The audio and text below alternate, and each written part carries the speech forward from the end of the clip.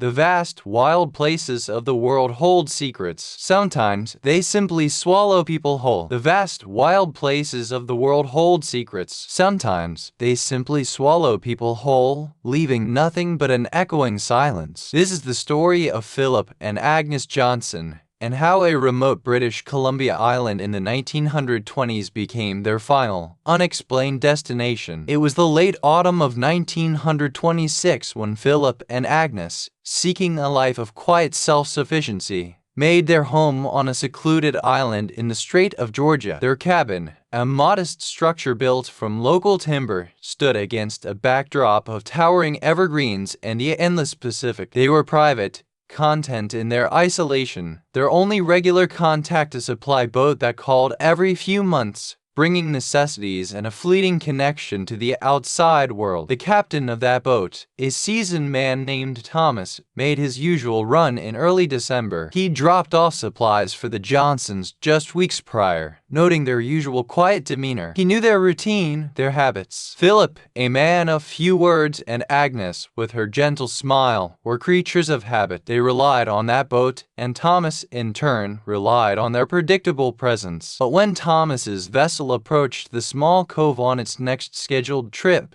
something felt off. No smoke from the chimney, no sign of Philip or Agnes on the shore, a sight he'd grown accustomed to. He called out, his voice swallowed by the wind and the waves. An unsettling quiet hung heavy in the air, a silence far deeper than mere solitude. He knew, instantly, that something was terribly wrong. Cautiously, Thomas landed, making his way to the cabin. The door, surprisingly, was ajar. Inside, a scene of eerie normalcy. A half-eaten meal sat on the table, cold and untouched. Beds were neatly made. Personal effects were all in place. No signs of a struggle, no forced entry, no note. It was as if Philip and Agnes had simply stepped out. But then, they never stepped back in. Word eventually reached the mainland, sparking a desperate search. Local authorities, fishermen, and volunteers scoured the island's dense forests and treacherous coastline. They found nothing. No footprints leading away,